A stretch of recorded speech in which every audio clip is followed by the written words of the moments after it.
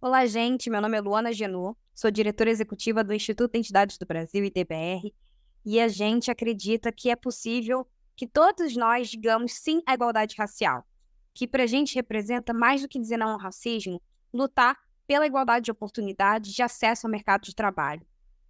E a gente acredita que é possível transformar a nossa educação no Brasil para que ela seja uma educação antirracista e para que a educação finalmente possa se converter em mais acesso ao mercado de trabalho, acesso aos cargos de liderança para todas as pessoas, em especial para a população negra e indígena.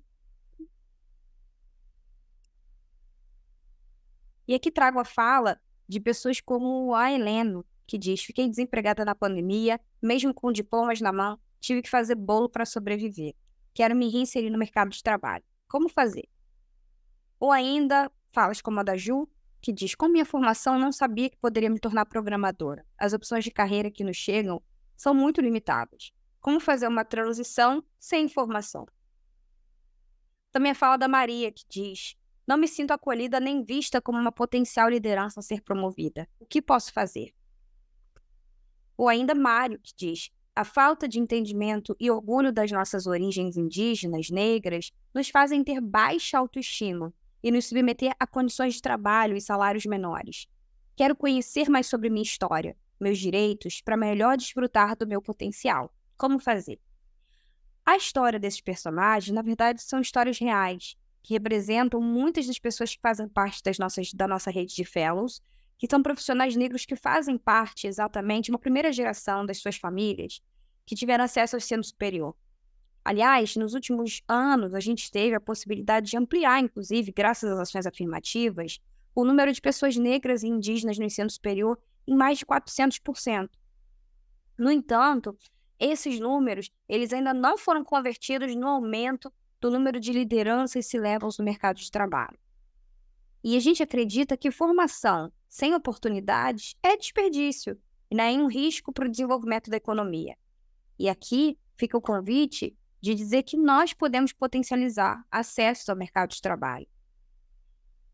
Atualmente, né, a gente fala muito sobre ESG quando a gente está falando sobre investimento social privado. Mas não adianta falar em ESG sem investir nas pessoas, né? Quando a gente fala em ESG, geralmente essa noção ela está muito linkada à preservação do verde, dos recursos naturais, mas a gente também precisa falar em potencializar, né, acessos e investir nas pessoas para que a gente possa aproveitar melhor o potencial dessas pessoas e que todas elas, por exemplo, se engajem na proteção dos recursos naturais do nosso planeta. Também é importante dizer que, obviamente, a gente retratou aqui com algumas narrativas partes de estatísticas que representam uma boa parte do que somos aqui no Brasil e na América Latina. Na América Latina, a gente tem cerca de 230 milhões de pessoas negras e indígenas, das quais a maioria está concentrada no Brasil. Nós somos a maior diáspora negra do mundo, mas em termos de população que hoje atua em cargos de liderança, tanto no setor público quanto no privado, nós ainda somos grupos minorizados. Só no setor privado, nós somos apenas 5% dos cargos executivos. Quando a gente fala sobre o recorte de gênero, somos menos de 1%. A gente precisa mudar essa realidade já. O custo do racismo e do sexismo é muito grande para o nosso país. E o tempo de equiparação das oportunidades é muito longo. São pelo menos estimados 167 anos para que a gente possa ver igualdade racial e de gênero acontecerem. E eu tenho certeza que você aí não quer esperar esse tempo todo, nem eu. Então a gente acredita que a educação antirracista ajuda, né, os públicos a acelerar as oportunidades de acesso no mercado de trabalho em diversas carreiras e níveis de cargos nas empresas ou no setor privado ou público. Para que a gente entenda um pouco da nossa realidade, é necessário ir além do ideal. Geralmente, quando a gente pensa no mundo ideal, a gente acha que todas as pessoas que lutam, que acordam cedo para trabalhar, elas podem ter igual acesso às oportunidades do mercado de trabalho, enquanto não é bem assim. Na verdade, a sua cor, a sua origem, seu gênero, elas determinam muito se você tem mais ou menos chance de ter um cargo operacional estratégico. E a gente precisa mudar essa realidade. E aqui nenhum demérito a cargos operacionais. A gente precisa falar exatamente da limitação que pessoas negras, especialmente mulheres negras, mulheres indígenas, têm de acessar cargos executivos, de poderem ter seu pleno potencial desenvolvido, aproveitado no mercado de trabalho, especialmente nessas posições onde a gente não está. E a gente pode fazer algo para mudar isso. E essa é uma questão global, seja no Chile, na Colômbia, no mundo árabe, na Malásia, quando a gente está falando sobre racismo, e a gente entende que existe uma régua de cores de pele. Quanto mais escura a sua cor de pele é, especialmente após a colonização, mais dificuldade você tem, muitas vezes, de inserção profissional, e por aí vai, em diversas partes do mundo. E esse é um problema que a gente precisa atacar, especialmente sendo um país que concentra tanta população negra e indígena, que ainda é muito discriminada e tem seus potenciais subaproveitados no mercado de trabalho e tantas outras oportunidades. E o que a gente ganha com isso, você pode se perguntar? De acordo com uma pesquisa que a gente fez no DBR, para cada 10% de aumento da diversidade étnico-racial, a gente observa um crescimento de quase 4% da produtividade das empresas, por exemplo, e quase 5% na produtividade quando a gente está falando sobre elevação da diversidade de gênero.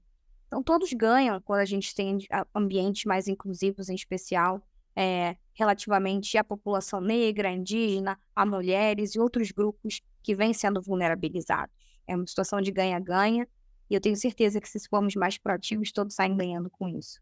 Onde a gente está no momento em relação a investimentos sociais privados, em relação à questão de diversidade e inclusão, ESG? O Fórum Econômico Mundial estima que a gente tem, né, um mercado que deseja investir, né, no seu investimento social privado pelo menos 15,4 bilhões de dólares até 2026 em relação a essas pautas. É possível potencializar mais investimentos, mas, sobretudo, entender o que as lideranças engajadas podem fazer quando entendem a importância dessa pauta. Especialmente investir em educação antirracista, né, em educação antirracista que desbloqueie pensamentos, né, que muitas vezes são aqueles que estereotipam, que discriminam e que muitas vezes bloqueiam acesso a pessoas e oportunidades de conseguir atingir novos mercados e diferentes narrativas para além das que já são praticadas. É necessário que você, como uma liderança engajada que está aí assistindo aqui esse vídeo, que você seja intencional, que você possa direcionar mais ações para pessoas negras, indígenas, periféricas e outros grupos vulnerabilizados, que você não deixe para depois. Essa é uma pauta que não pode mais ser negligenciada, porque já vem fadando, né, o nosso país a um atraso muito grande, e eu tenho certeza que se a gente for mais intencional e conseguir implementar isso agora, a gente consegue, enfim, ser um país que se desenvolva mais rápido. É necessário, e além da contratação, é necessário que a gente não pense que seja uma questão de só trazer pessoas negras e indígenas ou de outros grupos vulnerabilizados. É necessário dar oportunidades de crescimento, de formação, de integração nesses ambientes e tornar esses ambientes mais acolhedores para essas pessoas, educando as pessoas que já estão, para que essa convivência possa ser estratégica, para que essa convivência possa gerar bons frutos, bons resultados, onde vai haver um acolhimento, né, e uma integração importante nesse sentido. É importante fortalecer quem já está dentro. Muitas vezes, quando a gente vai falar sobre trazer pessoas negras e indígenas, existe uma premissa muito do olhar para fora, mas muitas vezes essas pessoas já estão dentro das estruturas e só precisam de uma oportunidade. É importante que você também tenha metas para cada ação dentro da pauta ESG, se a questão da inclusão dentro da sua organização, dentro da sua estrutura, tiver linkado a questões ESG, é importante que a gente olhe especificamente para questões de igualdade racial, de gênero, porque muitas empresas, por exemplo, estão até investindo no plantio de árvores, mas quando a gente vai olhar, tem poucas mulheres trabalhando ali em cargos de liderança, ou poucas pessoas negras e indígenas, e muitas vezes o estar bem em uma dessas partes do ESG não quer dizer que a gente esteja fazendo, de fato, a questão da inclusão. Então, é importante olhar especificamente para as ações de inclusão. Não delegue para o outro. É importante que essa seja a sua pauta também no âmbito pessoal, que você leve isso para suas reuniões de pais, de alunos da escola dos seus filhos, caso tenha, e por aí vai. E produza números para conseguir medir seu progresso ou não, se a gente está progredindo, se a gente está avançando. É super importante medir o ano a ano, mês a mês, o que está acontecendo, como melhorar as ações a cada momento. Agradeço dizendo aqui que as únicas pessoas que realmente mudaram a história foram as que mudaram o pensamento das pessoas sobre si mesmas. É uma frase aqui do Malcolm X, e eu tenho certeza que se a gente entender a nossa responsabilidade em dizer sim à igualdade racial, a gente consegue mudar o nosso pensamento e nosso agir, estar no mundo, e com certeza deixar um legado de muita abertura para que mais pessoas possam ter acesso às oportunidades e que esse seja um mundo melhor, agora e daqui para frente. Muito obrigada.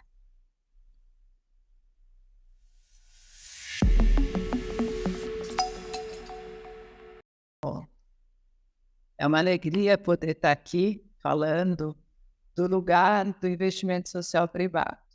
Eu sou presidente da Fundação Tite Setúbal e eu sempre me coloco como uma aliada da causa antirracista.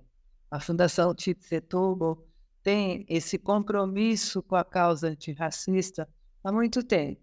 E eu acredito que o investimento social privado tem que ter esse compromisso com a pauta e com a agenda de pensar o antirracismo como uma causa que deve ter prioridade na sua agenda e tenha que pensar que o enfrentamento das desigualdades no Brasil passa prioritariamente pela questão da equidade racial. Ou seja, nós temos que tratar de forma desigual os desiguais. Ou seja, nós temos que priorizar a questão racial, porque quando a gente está falando das desigualdades sociais que são abissais no Brasil, nós estamos falando basicamente da população negra. Então, a causa das desigualdades, ela passa prioritariamente pelas questões raciais. E para isso, quando a gente está falando de equidade racial, quando nós estamos falando de pensar o antirracismo, nós temos que pensar o fortalecimento de grupos, de indivíduos e de organizações que têm as suas origens nas periferias. Nós temos que pensar em como promover a justiça social desses grupos que estão prioritariamente localizados nas periferias. Como fortalecer esses grupos e como pensar que esses grupos precisam de diferentes apoios, né? E eu vou tentar colocar aqui como que a gente pode estar apoiando enquanto investimento social privado, enquanto fundações e institutos que atuam neste lugar do investimento social privado, neste lugar da filantropia, do chamado terceiro setor. Eu acho que, num primeiro momento, a gente tem que olhar para dentro, né? Não vale fazer um discurso lindo, maravilhoso, da importância do antirracismo, da importância da priorização das questões raciais. Claro que isso é fundamental, mas isso a gente tem que olhar, fazer o discurso e tem que olhar para dentro. Como é que nós estamos dentro das nossas organizações? Então, eu acho que, no primeiro momento, a gente tem que fazer um censo. Como é que as nossas organizações? Como estamos os nossos colaboradores? Como é que nós estamos na representação racial em todas as instâncias? Em todas as instâncias, quer dizer, no conselho curador, nas lideranças executivas, nas lideranças em todos os níveis de gerência, de pesquisadores, enfim, em todos os níveis da organização, né? Isso é fundamental. E, obviamente, não é só a representatividade ela é fundamental, mas é importante que a organização traga o ambiente de acolhimento dessas pessoas negras, porque essas pessoas, elas trazem uma cultura, essas pessoas trazem as suas identidades, essas pessoas trazem os seus modos de vida.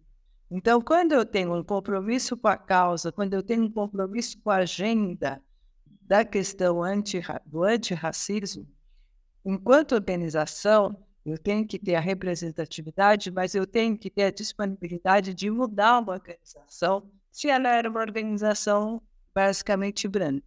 Então, essa organização, ela acolhe essas pessoas negras e ela se dispõe a mudar e não embranquecer essas pessoas. Então, isso acho que é fundamental e isso muda uma chave muito importante. Daí, a importância de pensar então, no senso, a representatividade e se criar um comitê de diversidade e inclusão. Um comitê que tenha representação das diferentes instâncias dessa organização. E esse comitê, ele vai estar pautando as normas, os valores, as condutas e criar uma política de diversidade dentro dessa organização. Isso é fundamental. Uma política pública, que seja pública, não do público governamental, mas as organizações do terceiro setor muitas vezes são endógenas, elas pensam para dentro de si mesmas, porque elas não têm que prestar conta. E é fundamental que esse comitê de diversidade seja criado dentro de uma fundação, dentro de um instituto, e ele seja publicizado, né? Quais são as políticas dessa empresa, dessa organização? Quais são as normas, os valores? Como é que essa organização ela está se pensando dentro dela mesma? Como é que ela pensa as suas políticas de encarreiramento? Como é que essa organização está pensando os seus projetos, os seus programas? Qual que é a prioridade dos seus programas? Como é que ela pensa os seus fornecedores? Como é que ela pensa os seus eventos? Onde que entra a prioridade racial, né, dentro de todas as suas instâncias? Então, isso tem que estar dentro dessa política que o comitê deve ser função desse comitê elaborar e organizar. Um outro ponto fundamental é uma política de formação contínua dos seus colaboradores, porque a gente está sempre aprendendo, constantemente a gente está aprendendo. Não basta um letramento facial, já fiz um letramento facial, não, isso é o primeiro momento. A gente está constantemente aprendendo, lendo diversos autores nacionais maravilhosos que a gente gente está descobrindo uma nova historiografia, né, com autores brasileiros que estão descobrindo vários personagens brasileiros, especialmente mulheres que tiveram um impacto, papel fundamental na nossa história. Autores africanos incríveis que a gente também está descobrindo agora porque estão sendo traduzidos. Então, acho que a gente tem uma vasta literatura de aprendizado constante, uma formação constante, tanto mais teórica, eu estou falando de autores e de literatura, né? Mas também de bibliografia, mas também de literatura mesmo, de literatura, de ficção, que temos autores incríveis brasileiros e mulheres escrevendo cada vez mais. Então, assim, a gente absorvendo e trazendo essa cultura negra, africana, brasileira, que somos nós todos, né? Porque a questão da população negra, a questão racial, não é só diz respeito às pessoas, diz respeito a toda a sociedade brasileira. É disso que se trata, somos todos nós, né? Então, essa formação ela tem que ser contínua, tanto desses aspectos que eu estou falando, teóricos, de literatura, ficção, mas de modo de fazer, de modo de ser. Outro papel fundamental que eu acredito que as organizações devem ter de dentro é o combater os episódios de racismo que podem acontecer internamente, mas que eu vejo muito acontecer com os nossos colaboradores. Muitas vezes os nossos colaboradores são em reuniões porque eles são coordenadores de projetos, eles são coordenadores de programas e eles muitas vezes são desqualificados quando eles vão representar a Fundação Tietê. Né? Então, isso a gente marca a presença, a gente vai conversar, a gente escreve e marca registro que eles foram de alguma forma desqualificados. Né? Então, acho que é muito importante que a organização, a direção da organização se posicione em apoio aos seus colaboradores quando eles sofrem episódios de racismo. Obviamente, internamente também, a gente tem um canal de acolhimento, mas quando isso acontece numa relação com outra organização e que, infelizmente, é muito comum de acontecer. E eu já mencionei os fornecedores também, muito importante. Também agora eu queria falar da porta para fora, né? Então, obviamente, a importância de a gente estar apoiando, nós temos um programa de raça e gênero, então a gente apoia organizações que são lideradas por pessoas negras, né? Então isso é muito importante. Mulheres negras, a gente tem muitas organizações lideradas por mulheres negras, apoios de projetos liderados por mulheres não vão apenas. A gente apoia também, nós temos um programa Afeta para Almas, a gente apoia lideranças individuais, lideranças homens e mulheres negros que já têm uma trajetória que muitas vezes precisa, às vezes, de um curso de um mês, um evento de um congresso, uma viagem para uma pós-graduação. Então, a gente tem, enfim, diversos programas de apoio direto a organizações das pessoas negras diretamente, e muitas vezes também do AFRO, do SEBRAE, enfim, pesquisas que são lideradas por pessoas negras, né?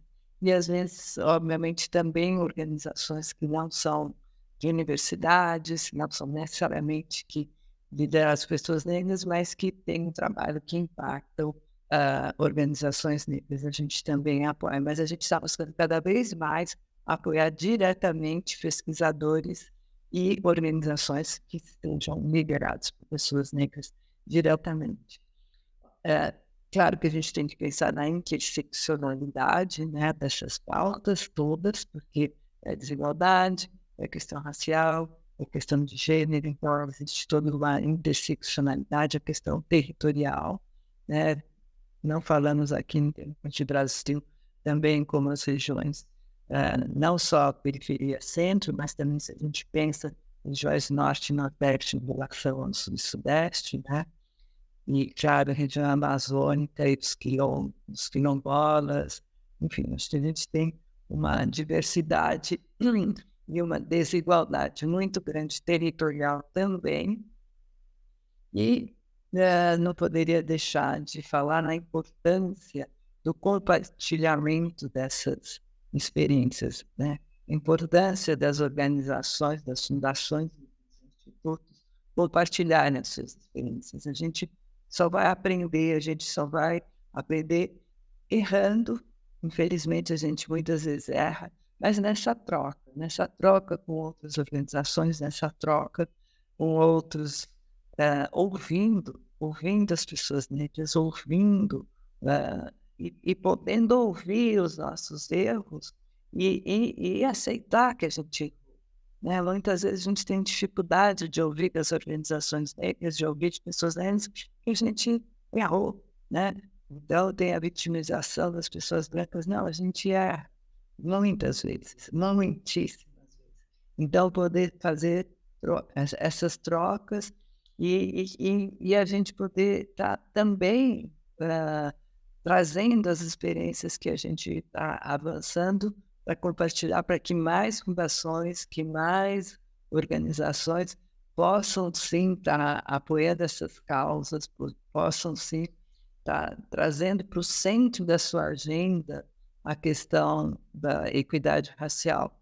Eu fui agora na gestão anterior da UGIF, da presidente do UGIF, e eram muito poucas as organizações que tinham nas suas agendas a questão racial. Isso vem aumentando de uma forma ainda devagar, e eu espero que com toda essa movimentação da sociedade brasileira a gente consiga acelerar para que mais organizações do terceiro setor, do investimento social privado, tragam para o centro das suas agendas a pauta racial, e que a gente possa fazer com que os nossos planejamentos estratégicos tenham projetos diretamente focando a questão racial, e os projetos que não têm diretamente foco na questão racial, a questão racial possa estar entrando nos demais projetos como um tema prioritário também. Então é isso, agradeço muito a Universidade de Harvard por essa oportunidade da gente poder estar colocando investimento social privado na pauta antirracial também. Obrigada.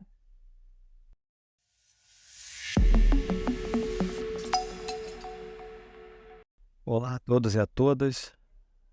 Muito obrigado por estarem me recebendo aqui hoje via vídeo. Meu nome é Gilberto Costa, eu sou diretor executivo do Pacto de Promoção da Equidade Racial, que é uma organização que foi criada com o objetivo de atuar com relação ao ESG racial na sociedade brasileira. Mas eu queria, antes de tudo, começar agradecendo ao Ministério da Igualdade Racial pela oportunidade de fazer parte do curso de Desigualdades, Antirracismo e Serviço Público Brasileiro e por falar principalmente sobre a pauta do papel do setor privado na diversidade racial nas empresas de investimento social privado. Então é uma honra para mim poder fazer parte dessa edição, desse momento aqui do curso, e principalmente falar sobre a pauta de ESG racial, que é uma pauta muito importante para a nossa sociedade. Bom, falar sobre o Pacto de Promoção da Equidade Racial significa falar sobre ESG racial, que na verdade o ESG é conhecido na sociedade brasileira, mas muito pela pauta de meio ambiente. Então, ao longo dos anos, as empresas vêm trabalhando com relação à pauta ESG, vem atuando com relação à redução de emissões de carbono, com relação à redução do desmatamento, com relação a produzir uma sociedade mais green, mais, eu diria que sustentável do ponto de vista de meio ambiente.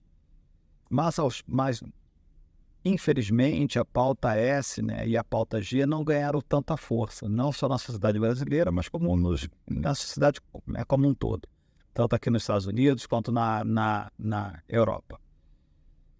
Quando você fala de sociedade brasileira, você está falando de uma sociedade em que a desigualdade socioeconômica e a desigualdade racial, elas andam juntas. Então você vê uma sociedade em que a maioria da população negra são as pessoas que vivem nas comunidades mais carentes. Você vê uma sociedade em que a maioria da população brasileira com menor acesso à educação pública de qualidade é exatamente a população negra. Então, esse mix entre as desigualdades socioeconômicas e a desigualdade racial trouxeram a necessidade de se criar um protocolo ESG racial. E esse protocolo ESG racial ele foi criado com o objetivo de trazer o protocolo ESG e adaptar à realidade brasileira. Não poderia ser algo formado fora do Brasil sendo utilizado no mercado brasileiro. Bom, dito isto, essa organização, que é o Pacto de Promoção da Equidade Racial, que foi criado há 3 anos atrás, ele é uma junção de vários setores da sociedade. Então, você tem como cofundadores pessoas que foram ex-empresários, pessoas que trabalharam no segmento de empresas durante muito tempo, Você tem a sociedade civil participando, você tem o movimento negro participando, que foi extremamente importante, porque você precisa falar sobre soluções para o racismo junto com a comunidade negra, para que faça sentido. Você tem investidores institucionais participando, e o porquê disso é porque os investidores institucionais detêm o poder de solução, o poder de decisão. Então você tem uma série de atores da sociedade civil participando da criação desse protocolo ESG racial, participando da criação do pacto enquanto organização. Bom, o protocolo ESG racial é dividido em pilares. Por que de pilares? Porque quando você fala num protocolo, você tem que falar de algo que a empresa entenda, de algo que a empresa olha e fica, eu entendo, faz sentido isso. Então, nós precisávamos criar alguma coisa que providenciasse para as empresas um norte de como agir. Os 4 pilares fundamentais do pacto são, primeiro, o índice ESG de igualdade racial, que é exatamente o índice que calcula o desequilíbrio racial daquela empresa na região em que ela atua, comparando a empresa com a população negra daquela região. E todo esse estudo, todo esse algoritmo é baseado em dados públicos. Então é baseado na PNAD, é baseado na ARRAES, é baseada em informações que estão disponíveis. Então, o índice SG de equidade racial, ele foi criado exatamente para mensurar, dividido por nível de carga e salário em diretoria, gerência e não gerência, qual é o desequilíbrio da quantidade de pessoas negras que a empresa tem dentro da sua organização, vis-à-vis a quantidade de pessoas negras daquela região, ponderado pelo nível de carga e salário. E por que aqui a ponderação é super importante? Porque nós sabemos, enquanto sociedade, que hoje em dia ainda existe uma quantidade muito grande de pessoas negras nas organizações dos níveis de entrada. Quando você vai subindo para cargos mais altos, você vai reduzindo a quantidade de pessoas negras. Então, essas pessoas negras ainda estão no que nós chamamos de entry level, né? Que são os níveis de entrada das organizações. O segundo pilar do protocolo SG racial é o pilar voltado para as ações afirmativas. Então, era muito importante garantir que a gente conseguiria, dentro do protocolo SG racial, criar um algoritmo que fosse capaz de mensurar as ações afirmativas. E por que isso é importante? Porque as empresas como um todo vêm trabalhando com relação ao tema diversidade e inclusão, vêm trabalhando com relação à questão da desigualdade racial, e aqui eu vou, em algum momento, tocar em desigualdade e equidade racial, que são coisas, né, igualdade racial e equidade racial, mas basicamente as empresas elas fazem as ações, mas sem mensurar, ou seja, o mensurar é importante. Qual o tamanho do meu gap? Então, eu não diria que todas, mas a grande maioria das empresas não tem essa mensuração, comparando a empresa com a sociedade, né, com o ecossistema no qual ela está inserida. E também as empresas precisavam mensurar as ações afirmativas, porque você faz ação afirmativa, quer seja letramento racial, quer seja uma política de contratação mais inclusiva, currículas cegas, formação de gestores, treinamento de viés inconsciente, etc., mas isso precisa ser mensurado. E você, com isso, consegue avançar com relação à equidade racial na sua organização. Então, dentro do pilar do protocolo SG racial, foi criado este pilar voltado para a mensuração das ações afirmativas, em que a empresa consegue, através das ações afirmativas, adquirir pontos que vão se somar ao seu índice ISD de equidade racial nível 1 e faz com que a empresa se aproxime do ambiente mais equânime do ponto de vista racial. Se você perguntar para mim, puta Giba, mas por que é importante essa mensuração das ações afirmativas? Nós sabemos que mudar a questão demográfica, que seria mudar a quantidade de pessoas negras dentro das organizações, não é algo que ocorra da noite para o dia, principalmente nos cargos mais altos. Por isso que o protocolo SG racial foi criado de uma forma a olhar a empresa em várias dimensões e não só da dimensão demográfica. Durante muito tempo, o que era mensurado, o que era visto, era só a questão demográfica. Quantas pessoas negras você possui? Eu possuo 10%, 15%. E aí você tinha uma série de discussões sem saber, tá bom, esses 15%, cara, em que nível de carga e salário estão essas pessoas? Esses 15%, o que eles são comparáveis com relação à quantidade de pessoas negras naquela região? E como o nosso país é muito grande, você acabava utilizando como sociedade, quando eu falo você, nós, o famoso 56%. Quantas pessoas negras tem na sociedade brasileira? 56%. Não, 56% é uma média. Se você vai para Salvador, está por volta de 80% e alguma coisa, 85%. Se você vai para a região sul, está por volta de 25%, 27%. Se você vai para a região sudeste, São Paulo, Rio de Janeiro, 45%, 47%. Então, precisava mensurar, comparado com a região em que a empresa atua, e aí, ao mensurar a ação afirmativa, eu consigo dar à empresa um guidance. Eu consigo falar com ela o seguinte: olha, empresa, dentro do protocolo SG racial, isso aqui são as ações afirmativas que o movimento negro entende como sendo ação afirmativa, e aí, com isso, você consegue adquirir pontos para melhorar o seu índice de ESG de equidade racial. Então, não é só investir na contratação de pessoas, mas também investir em ações afirmativas. Então, esse é o segundo pilar do protocolo SD racial, que faz parte do Pacto de Promoção da Equidade Racial. O terceiro pilar é o pilar do investimento social privado e equidade racial. E aqui eu sou suspeito, e provavelmente vocês ouviram outras pessoas falando sobre esse tema. Para mim, o investimento social privado em equidade racial é o que vai fazer a nossa sociedade mudar de forma estratégica. Por que isso? Porque através do investimento privado em equidade racial, você consegue trabalhar investimento em educação pública, investimento em formação técnica e investimento em empreendedorismo negro. Por que investir em educação pública é tão importante? Porque as ações afirmativas vão conseguir trabalhar a empresa dentro da sua organização, vão conseguir trabalhar, por exemplo, a criação de vagas específicas para pessoas negras, a criação de processos seletivos mais inclusivos ou de currículas cegas. Com a ação afirmativa, você tem um resultado ali de curto prazo, você tem um resultado imediato. Você, com um programa de trainee, com um programa de estagiário, você consegue rapidamente aumentar a quantidade de pessoas negras no nível de entrada da organização. Mas esses programas que trazem jovens para dentro das empresas são essenciais para a nossa sociedade, são maravilhosos, vêm ganhando muita força com a política de cota nas universidades públicas e muito agora se fala nas políticas afirmativas de vagas nas universidades privadas e nas escolas privadas, mas eles por si só não resolvem todo o gap. Por quê? Porque você tem várias pessoas que nem acabaram o ensino médio. Você tem várias pessoas que não chegaram até a faculdade, não chegaram até o ensino superior. Então, para tirar esse gap, eu tenho que buscar essas pessoas que estão lá atrás e trazer essas pessoas para cá. E eu só consigo fazer isso com o investimento em educação pública.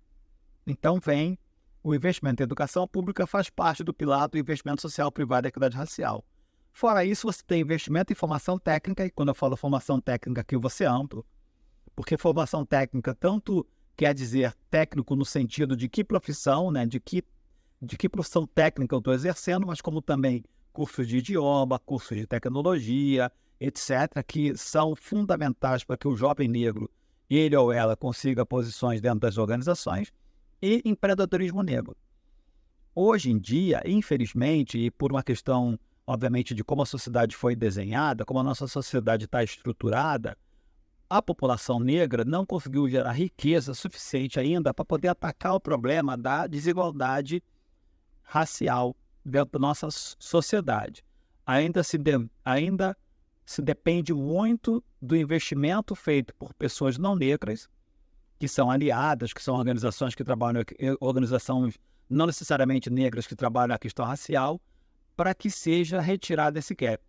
Então, diferente do mercado americano, em que você tem uma população negra com uma economia mais forte, você tem empresários negros, banqueiros, industriais, grandes investidores negros, na sociedade brasileira ainda tem uma quantidade muito pequena de empresários, eles ou elas, homens ou mulheres, empresários negros, com potencial de recursos financeiros capaz de mover a economia, da população negra, de fazer o famoso black money, e com isso reinvestir na sociedade e tirar esse gap. Então esse gap ainda é um gap muito grande na nossa sociedade, e que para retirar esse gap, nós precisamos investir em empreendedorismo negro. Então, esse conjunto de ações voltadas para o investimento social privado e equidade racial foram amplamente discutidos com a comunidade negra durante quase um ano de workshops e conversas, etc. Foram revalidados com a sociedade civil e com as empresas e fazem agora parte do protocolo SD racial. E a empresa, obviamente, ela obtém pontos, ela ganha pontos a partir do momento que ela investe, que ela faz investimento social privado e equidade racial, e esses pontos se juntam ao índice SD de equidade racial nível 1, que é basicamente a demografia das empresas vis-à-vis a quantidade de pessoas negras na região em que ela atua. Então, juntando o índice SD de equidade racial nível 1, demografia, nível 2, vamos adicionar aqui ações afirmativas, nível 3, vamos adicionar aqui investimento social privado e equidade racial. Você consegue enxergar a empresa como um todo. Você enxerga a empresa de ponta a ponta, não só o que ela tem de pessoas negras, mas do que ela vem fazendo das ações afirmativas e o quanto ela vem investindo na sociedade com relação à equidade racial. O último pilar é o pilar de mensuração.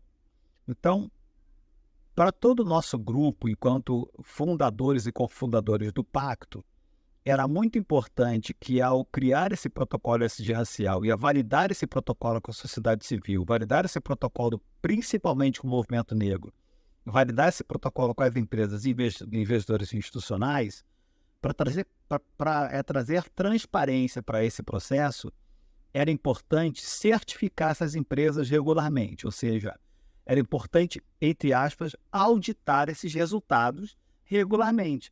Então, a empresa que adere ao protocolo ESG racial, ela se compromete durante um período, o período em que ela está fazendo seus investimentos e ações afirmativas, a pelo menos uma vez por ano ser auditada ou ser certificada por uma organização do movimento negro ou por uma auditoria independente com relação ao protocolo ESG racial e com relação aos seus resultados de ESG de equidade racial. Isso traz transparência, isso traz solidificação para o processo, porque eu consigo ter um terceiro indo na empresa, conversando com a organização, gerando um relatório, falando assim, olha, tudo que a empresa se comprometeu a fazer, ela está fazendo, e realmente isso aqui eu consigo considerar como sendo uma ação voltada para a equidade racial. Então, esses 4 grandes fatores, esses 4 grandes pilares, eles permeiam, eles sustentam, né? Eles suportam o índice ESG de equidade racial e o protocolo ESG racial, ambos debaixo do Pacto de Promoção da Equidade Racial. No final do dia, o nosso objetivo é apoiar a sociedade civil, é apoiar as empresas a navegar com relação ao desequilíbrio racial existente atualmente. Então, enquanto organização não governamental, não é o nosso papel emitir selo, não é o nosso papel colocar stamp, você é uma empresa que você tem equidade racial. Não, o nosso papel aqui é gerar dados para que a sociedade tenha acesso a essas informações e possa ter uma visão clara do quanto a empresa está mais ou menos próxima da equidade racial com relação ao ecossistema em que ela atua. E dentro dessa estratégia de geração de inteligência, de geração de dado, nós criamos o Índice ESG de Equidade Racial, nós criamos o Índice ESG de Equidade Racial setorial, nós criamos o Índice ESG de Equidade Racial voltado especificamente para a mulher negra, porque hoje em dia as mulheres negras sofrem duplamente com o gap de raça e de gênero, então foi importante criar esse índice voltado para as mulheres negras, e ao longo do tempo, e sendo demandado tanto pela sociedade civil quanto pelas empresas, nós estamos trabalhando junto com nossos econometristas e junto com outros parceiros na criação de novos índices voltados para a educação, voltados para a população indígena, que é como que eu consigo utilizar os dados para gerar decisões, para gerar ações. Então, é decisão baseada em dado, não é decisão baseada em emoção. Tem que ser decisão baseada em dado, tem que ser uma decisão sentada, conversada, sociedade civil, movimento negro, empresas em prol da equidade racial, mas utilizando fatores concretos, utilizando dados concretos, dados que eu possa mensurar ao longo dos últimos 10 anos. Por exemplo, o índice ESG de equidade racial que nós lançamos setorial, ele tem os dados dos últimos 10 anos.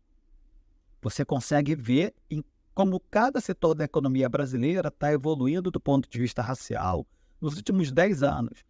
O índice ESG de equidade racial voltado para as mulheres negras é a mesma coisa, ele é mensurado ao longo de 10 anos. Então, o nosso objetivo é produzir inteligência para a sociedade civil, para as empresas, para as organizações, para que elas consigam tomar decisão com relação às ações de combate à desigualdade racial no ecossistema em que elas atuam.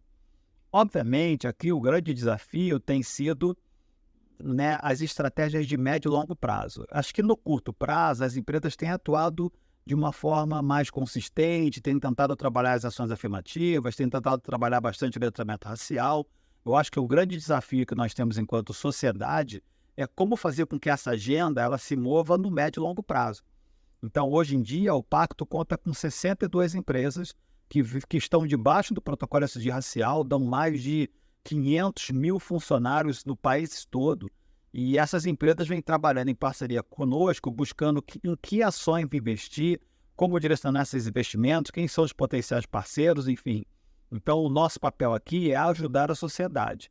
E, ao ajudar a sociedade, inclui o Ministério de Igualdade Racial, que é um baita parceiro, que tem a ministra Nelly Franco fazendo um trabalho brilhante junto com a sua equipe, e, obviamente, o Pacto está aqui como um instrumento para poder viabilizar ações que o Ministério entenda que façam sentido para a sociedade brasileira.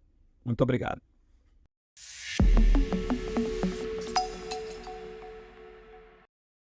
Olá, eu sou Luiz Helena Trajano, presidente do Conselho do Magazine Luiza, do Magalu, e também presidente do Grupo Mulheres do Brasil.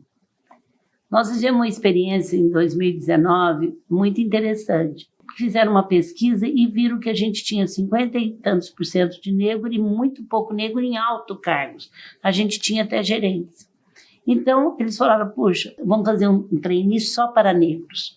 E aí me convidaram, a gente lançou numa rede interna nossa para os 40 mil funcionários, que ia ter um trainee só para negros, que quem conhecesse, e à tarde mandou uma notinha para os jornais dizendo para se inscrever para um trainee só para negros. Abrimos para todas as faculdades do Brasil, facilitando para as pessoas poderem mudar para São Paulo.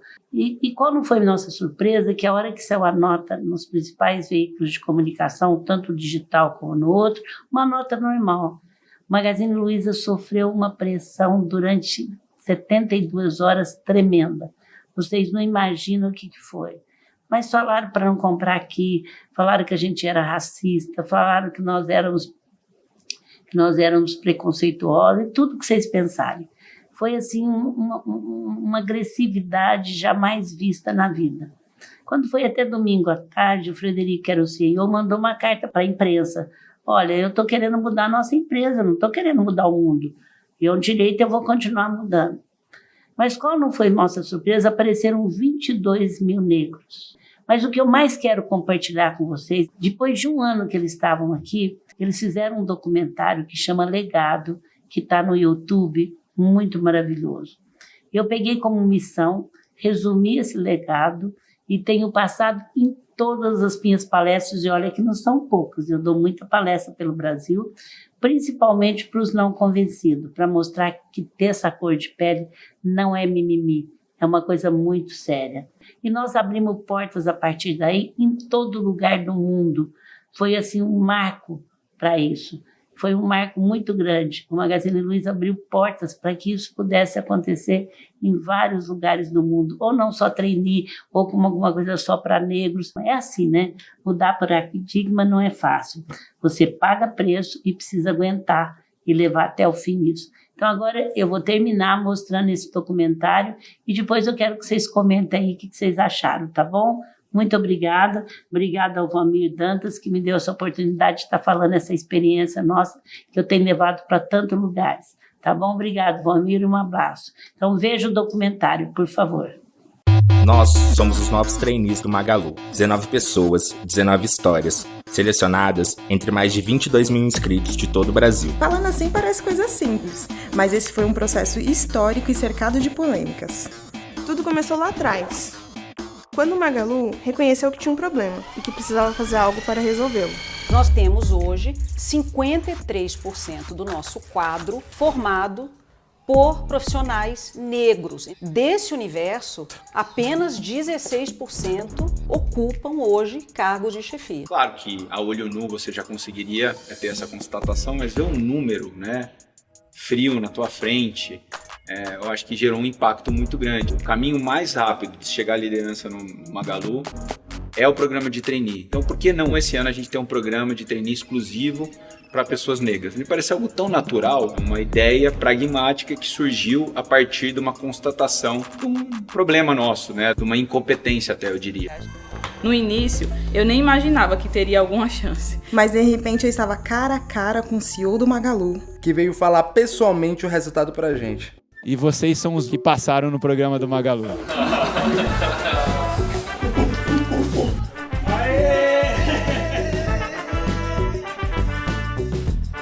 Então eu queria agora, nesse momento, todos vocês que estão aqui, parabenizar muito vocês aí.